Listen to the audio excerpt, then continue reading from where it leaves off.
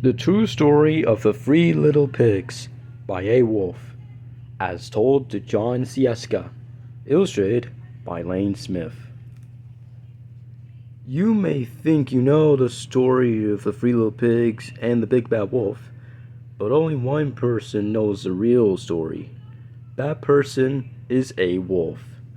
His tale starts with a birthday cake for his dear old granny, a bad head cold, and a bad reputation. It ends in the big house, the pig pen. What really happened when A. Wolfe was at the door? Was an historic pig out or a Mother Goose frame up? You read it, you decide.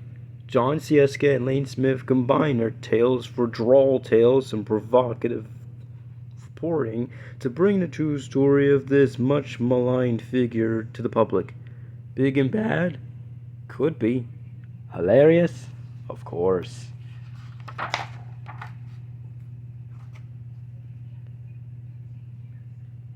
To Jerry and Molly.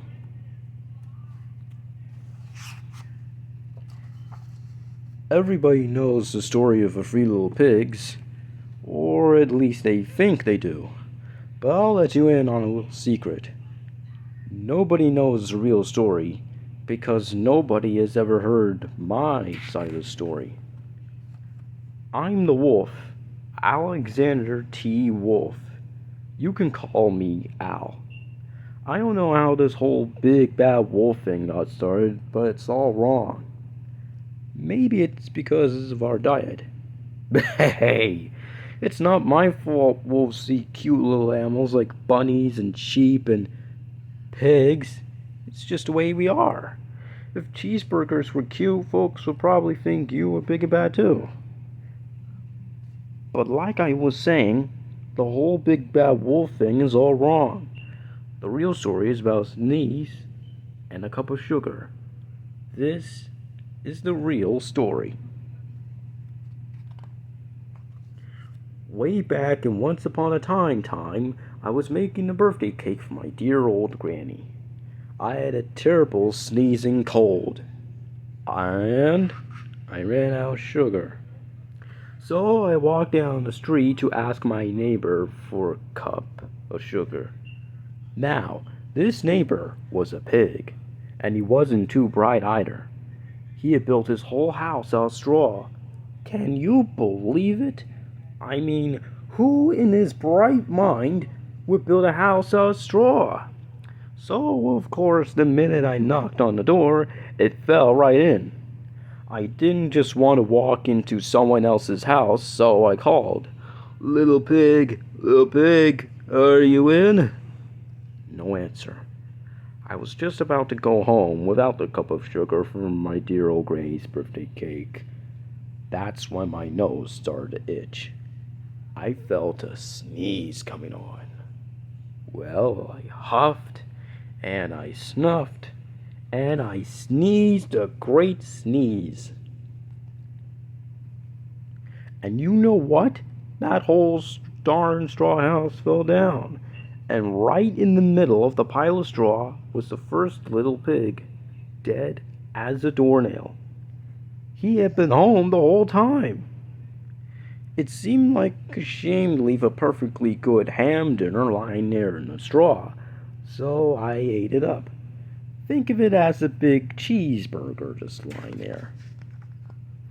I was feeling a little better, but I still didn't have my cup of sugar. So I went to the next neighbor's house.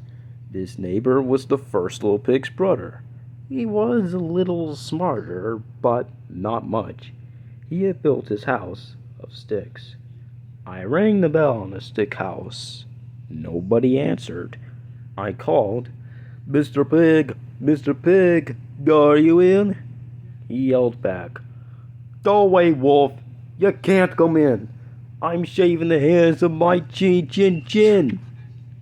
I just grabbed the doorknob when I felt another sneeze coming on.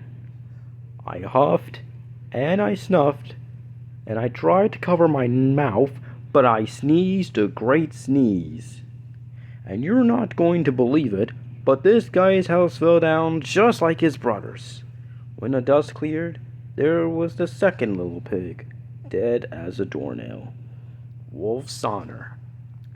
Now you know food will spoil if you just leave it out in the open, so I did the only thing there was to do.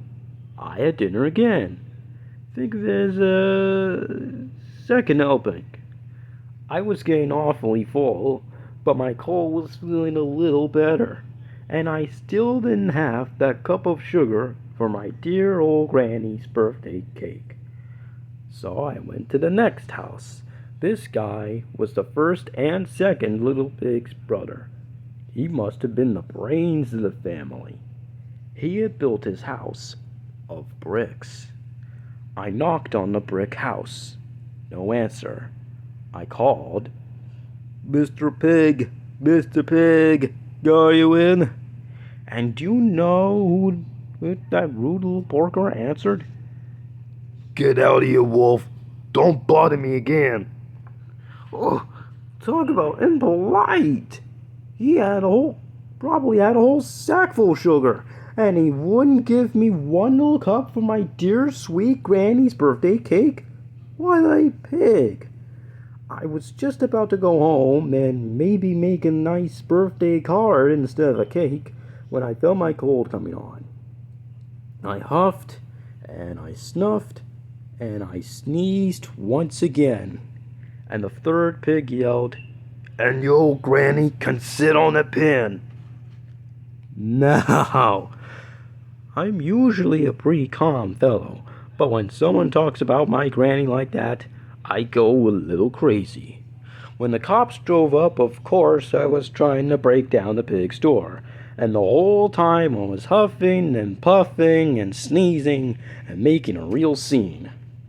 The rest, as they say, is history. The news reporters found out about the two pigs I had for dinner. They figured a sick guy going to borrow a cup of sugar didn't sound very exciting, so they jazzed up the story with all that huff and puff and blow their house down, and they made me the big bad wolf. That's it. The real story. I was framed. But maybe you can loan me a cup of sugar. John Sieska is a writer and teacher.